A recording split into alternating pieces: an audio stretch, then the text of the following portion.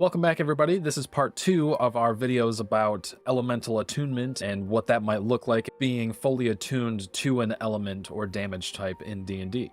In this episode, we're going to be hitting radiant, lightning, necrotic, acid, and poison kind of together, and psychic and kind of force together too. In the first video, we cover more of the traditional, the 4 elements you might find in Avatar. But before we get started, don't forget, everybody, we do have new merch coming out. So if you'd like to be one of the first to get your set of new t-shirts or even, a dog bandana someday, who knows? Yeah.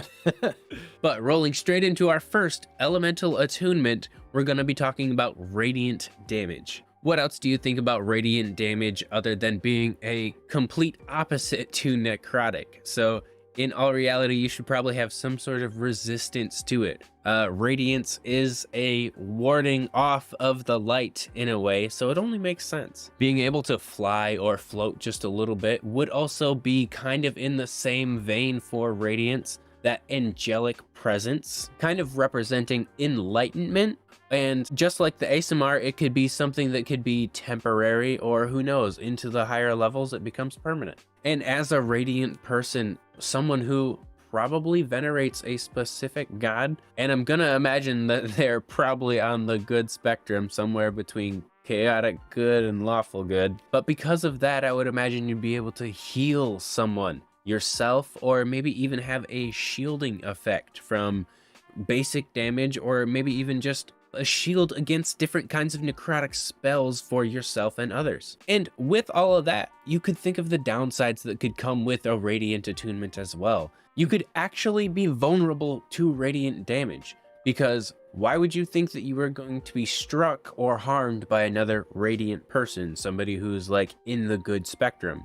So if somebody did have like radiant damage, they would absolutely be able to use that against you. Maybe immoral behavior hurts you in a way, maybe not necessarily taking away your life points, but it could take away a spell slot, or like it literally takes you farther away from the power that you're attuned to. So like you had to do something to specifically get attuned to radiance, and now you're taking yourself away from that power that you've already made the journey to.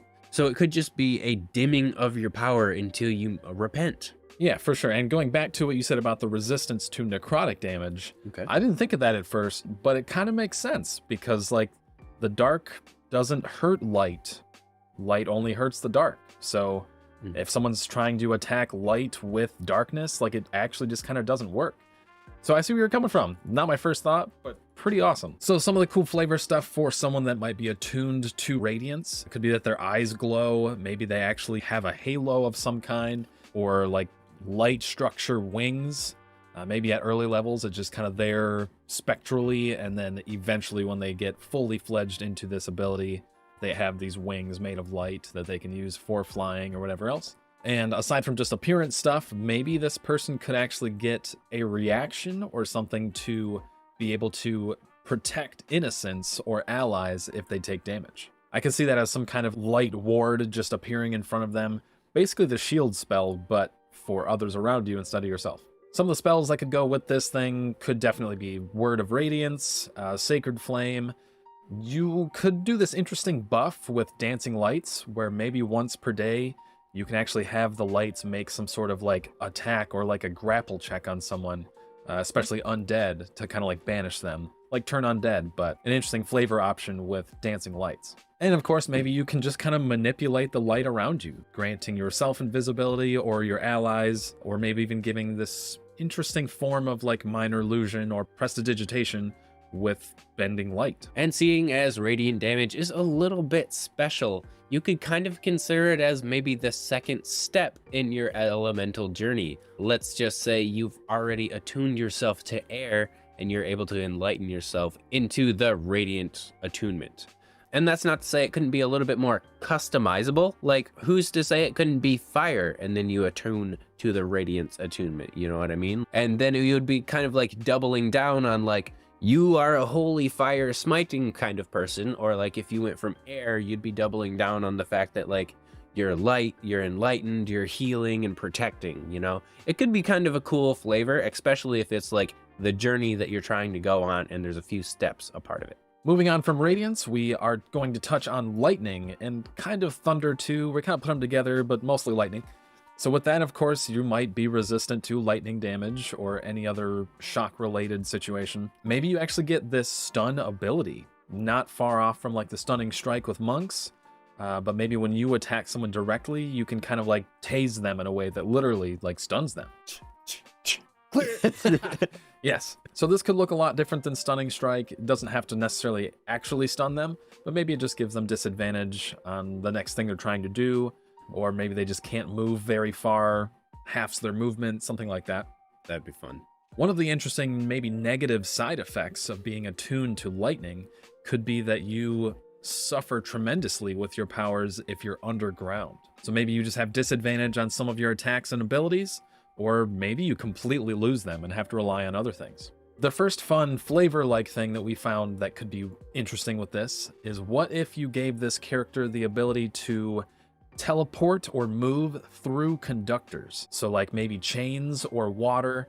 I can just imagine now if someone has like a whip that's actually just this big chain and they hit something with it and immediately teleport to the other side of the chain. Right. Could you imagine you're whipping the chain and at the other end of the whip, they have caught the chain and just gonna keep doing it?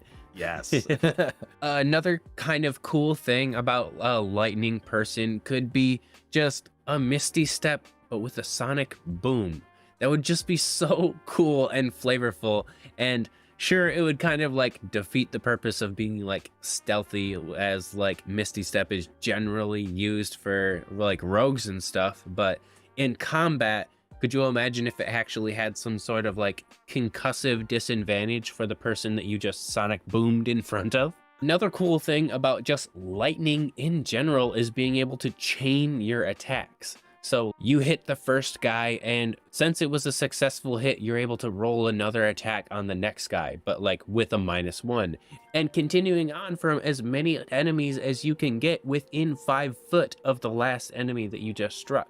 Yeah, I can totally see that. And maybe like the next person that you hit, sure, like you said, a penalty to hitting them, but maybe it does like half damage, and then it's like cut in half again after that. Because of course you got to keep it balanced, but that would be a really cool flavor option. Definitely.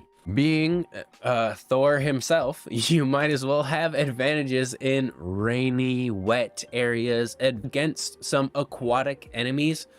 You're definitely going to be able to inflict more of a stun, or at least a decent amount more lightning damage on them and in or around puddles or wet areas to your enemies. It could be a really cool utility, and who knows, maybe you just invented electricity. Another cool thing that you could actually have advantage of that D&D does actually already do is advantage against people with metal armor when you're using the lightning damage type. A couple of different lightning related spells could be like Thunder Wave, or maybe even Shocking Grasp. But in all reality, we're probably just gonna be some guy that throws javelins, enhances them with lightning, and now we look like Zeus. Yeah, it's just throwing actual lightning bolts at your enemies. Exactly. Heck yeah. And of course, all of these ideas have kind of just been for lightning, but thunder is an important aspect. Other than like a sonic boom, misty step, what if you were able to shoot little lightning bolts and it looks like it's gonna miss, so the enemy doesn't even dodge, but it shoots right next to their ear and it's a little pop right in their ear, kind of like a sonic boom static charge. It could really disorient your enemies, and it could be a form of like charm, fear, psychosis in a way, you know, some sort of incapacitation. Yeah, I could definitely see that. Any kind of status effect that you could think of would be fun to implement by doing that.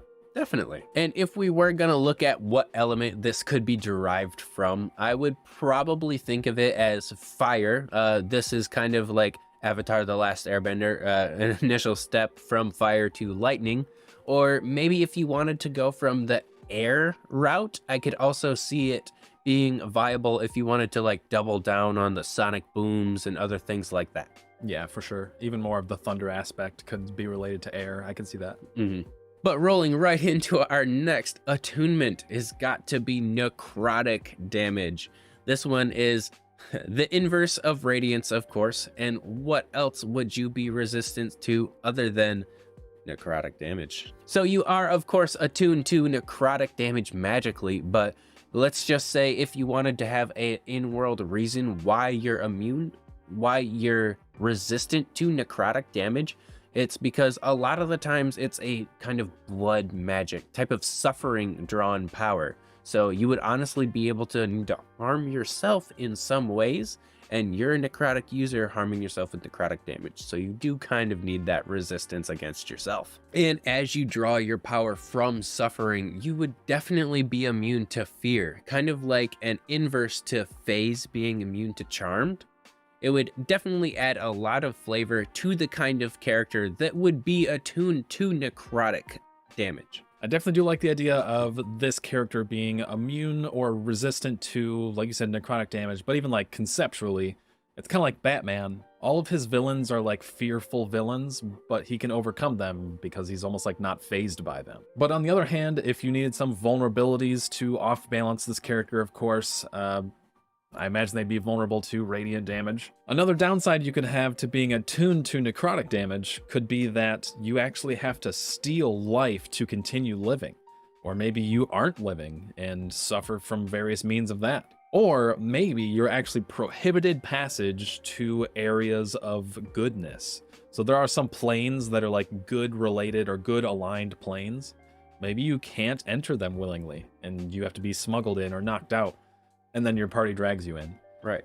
In a way, in D&D, that's essentially like being locked out of the afterlife, or at least a certain afterlife. Right, exactly. So it'd be a fun way to represent that in this character, at least. Mm-hmm. Some of the spells you might include in this incorporation with Necrotic would be, of course, Toll the Dead, Chill Touch, or Fear, or maybe even Spare the Dying. Spare the Dying? That's a helpful spell. But wait. Spare the Dying so that you can make someone's suffering last longer. To be able to take power from them more. Yeah, brutal. Maybe this character is able to commune with or through the dead, other classic necromancy things, like maybe they can raise undead minions, or maybe they can actually use the anatomy of their enemies in a weird necromantic dark magic-y way, and they get hold person, maybe even in the form of like blood bending, or even like using someone's bones as like puppet strings. Everyone's favorite necromancer is the psychoscientist. Maybe you could even get shadow related buffs so that you can turn invisible in the shadows. You might have dark vision now or use other shadow magic. Or what if you have shadow puppet mastery? Sounds silly, but just imagine you're doing shadow puppets on the wall and you make a little T-Rex, and this T-Rex actually comes to life and eats your enemies. That would be nuts. It'd be kind of awesome. Right. The Necro Bard, if you will. Yes. Those are all a lot of really cool things. And with necromancy connecting to blood magic, bones, shadows, anything like that would make a super flavorful build. And to be derived from a certain elemental magic, it could be most likely earth, seeing as most of the dead things are in the ground. Yeah. But other than that, you might even be able to argue for like maybe like fire, as you would be able to like burn their soul or like steal their life force, and their life force could be like a burning flame or kind of interpreted in that way. So like it could be a pretty easy way for you to go in any direction for those two. Next one on chopping block is acid, and we kind of combine poison with acid too, because a lot of the flavor options could go hand in hand with either. Yeah, and let's be real, if you were gonna refine acid or refine poison, wouldn't it kind of be interchangeable? Yeah, I can see them going either way depending on what you do. Yeah.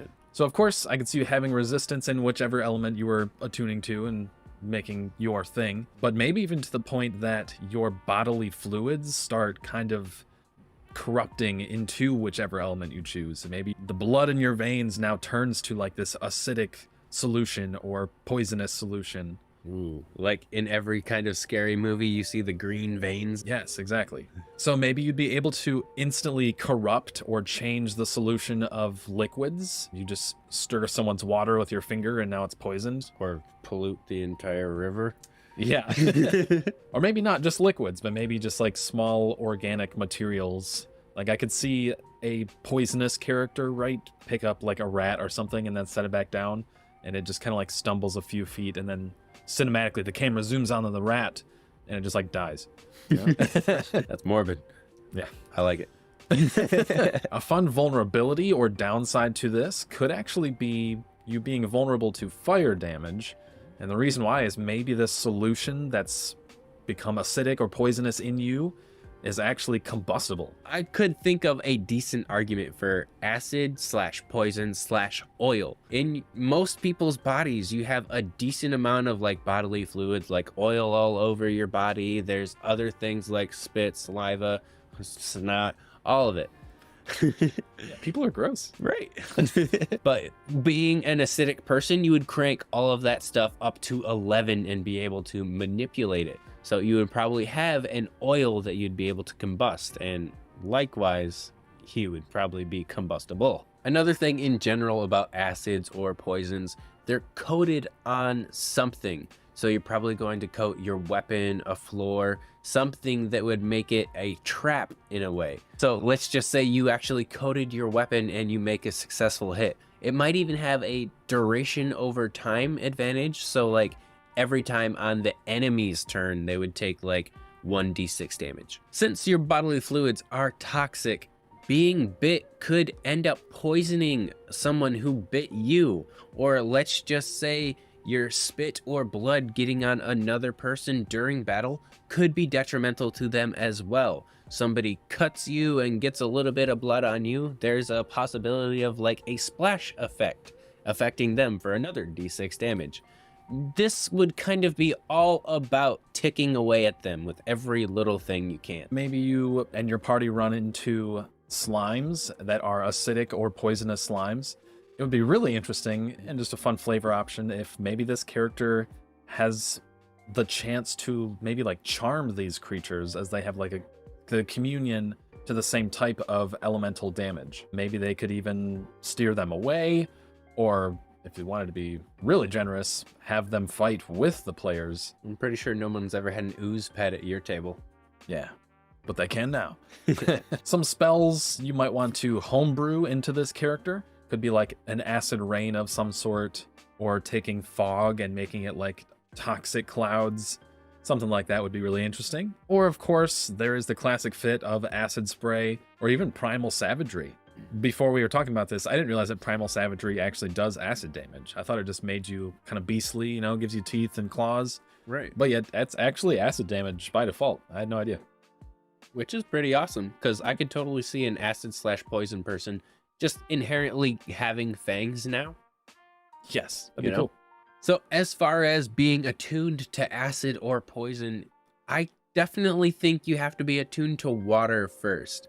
It seems like acids or poisons are definitely liquids in a way, or if you weren't gonna manipulate them in some other way, I might have a decent argument for earth. It's organic materials. You have to like be able to poison your water with something. So you're going to be able to take all of the minerals and impurities and refine them and take that to an extreme. And to be honest, if you were going to go for the water or earth route, those could look completely different for acid and poison.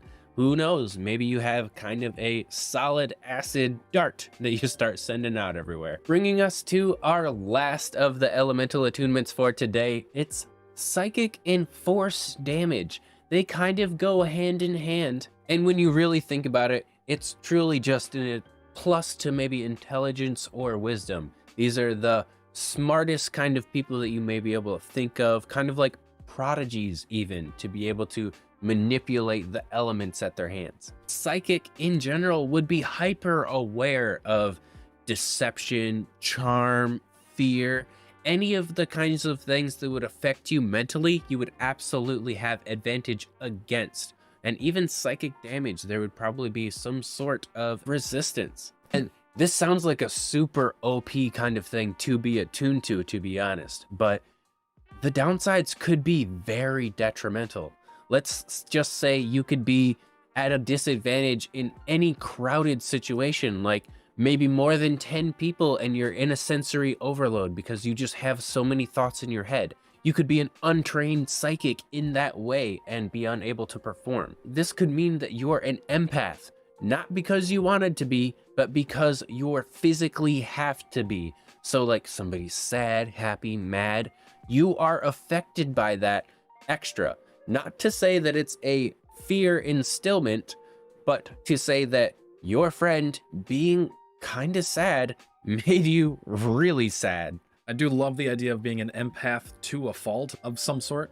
One of the things you mentioned when we were talking about this, what if there is a person like this in your party and then the barbarian rages and it actually forces this psionic, psychic-like person out of concentration with spells, or maybe they get overwhelmed with the rage and get angry themselves and start having disadvantage on things they're trying to do because they can't focus. That would be really cool, especially if like there's a really clutch situation where like the barbarian didn't realize that you still had your concentration up to make sure that this aspect of the fight was no longer necessary, but now he's raging and you're kind of like raging, but you don't have the benefits, and Yeah. now this thing is back in play. So it could be kind of a cool thing to have to play off of and make teamwork a little bit more necessary. Yeah, for sure. I would love this character just for the sake of role-playing, seriously. Oh yeah. I mean, like you said, if this person has a whole group of goblins that are charmed right now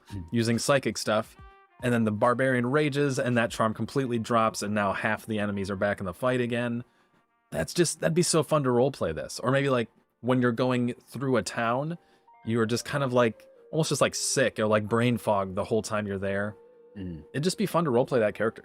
Definitely. Some of the other flavor-like benefits this character could have, you could give them the keen mind feat for sure. I could see that fitting easily. You could give them some sort of just like buff to insight or other wisdom-related things. You could even give them a sort of like spidey sense. Like maybe they can kind of see the future at times, giving enemies the inability to sneak attack you or your party. Or maybe they just have this fun force push ability, extending the literal push action to a ranged ability at that point. Or you could give them some of the benefits of like the repelling blast invocation for warlocks. Or maybe if they hit someone, they have the ability to psychically push them back or even pull them towards themselves.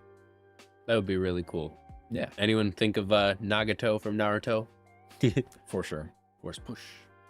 Some of the spells this character could have, of course, could be telekinesis, but maybe with like a big buff too, because I think with telekinesis you can only move a few pounds of stuff. It's really not a lot. It's like 10 maybe. Right. So maybe you up this to like 50 pounds so you can throw your grung ally at someone.